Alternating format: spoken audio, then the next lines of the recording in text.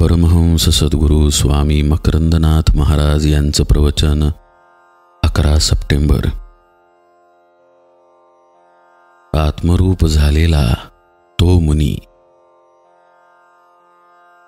गीतेतील 14व्या अध्यायाच्या प्रारंभी परमभूय प्रवक्ष्यामि ज्ञानानां ज्ञानमुत्तमम्, सर्व ज्ञानामध्ये उत्तम ज्ञेय स्वरूप असलेले परमात्मज्ञान मी तुला परत सांगतो, असे म्हणून भगवंत पुढे म्हणतात, यज्ञात्वा मुनयः सर्वे पराम सिद्धिमितो गताः. या ज्ञानाला जाणूनच मुनिजन परासिद्धी प्राप्त करून घेतात. परासिद्धी म्हणजे सर्वोत्तम सिद्धी, अर्थातच जन्ममरणाचे खंडन होणारी मोक्षसिद्धी. मुनी याचा अर्थ मौनी, ज्याने आपली सर्व इंद्रिये आवरलेली आहेत असा संयमी.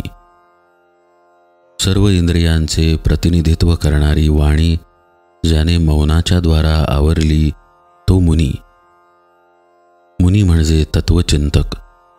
परमात्म तत्वाचे मनन चिंतन करता करता त्या तत्वाच्या अर्थाशी एकरूपता साधलेला तो मुनी. बाह्यार्थाने मौनी म्हणजे ज्याने बाहेरचे सगळे शब्द थांबवलेले आहेत असा पुरुष.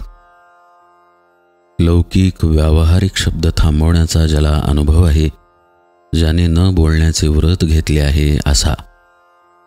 अर्थात न बोलण्याचे व्रत घेतले तरी तो खाणाखुणा करून बोलू शकतो. वाणी ही मनाची अभिव्यक्ती आहे. खाणाखुणा देखील मनाच्या अभिव्यक्तीतच मोडतात. शब्द किंवा खाणाखुणा अथवा लिहून दाखवणे अशा कोणत्याही प्रकारच्या अभिव्यक्तीचा आधार घेत नाही, त्याला मौनी म्हटलेले आहे. मौनी शब्द तशा तऱ्हेने नकारात्मक आहे. माझी शक्ती मी बोलण्यात किंवा अन्य कोणत्या तरी अभिव्यक्तीत लावेन तर मी ती आत लावायला विसरेन, आत डोकावायला विसरेन. बाह्य अभिव्यक्तीत खर्च होणारी शक्ती वाचवल्यावर आत असलेल्या परमात्म्याकडे ती लावणे अपेक्षित आहे.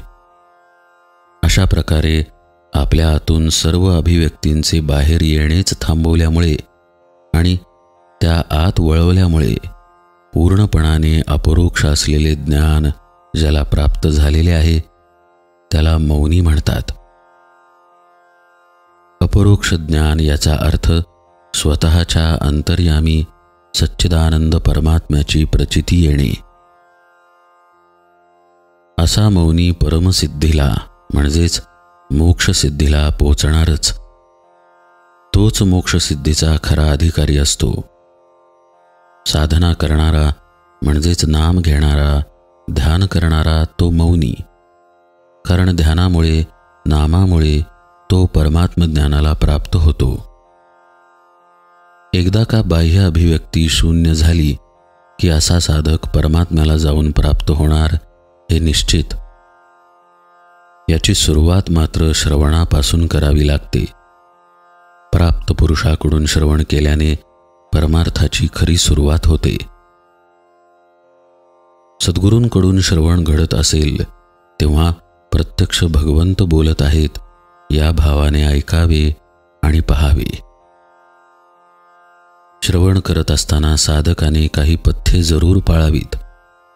ऐकत असताना हातांनी कोणताही चाळा करू नये.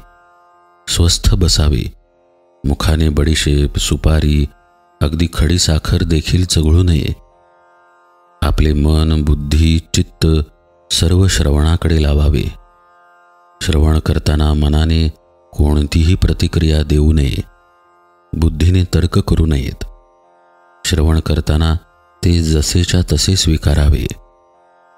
अशा तऱ्हेने गुरुमुखातून एकतानतेने केलेल्या श्रवणाने तसेच नामस्मरणाने, ध्यानाने, चिंतनाने आत्मरूपाशी ऐक्यता घडते. तो मौनी होतो, मुनी होतो. त्याच्याकडून आत्मा जाणला जातो आणि त्याला परमसिद्धी म्हणजे मोक्ष प्राप्त होतो. मनुष्य जन्माला येऊन आपल्याला ही परमसिद्धी साधायचीच आहे. परमहंस सद्गुरु स्वामी माधवनाथ महाराज की जय। सब संतन की जय। जय जय रघुवीर समर्थ।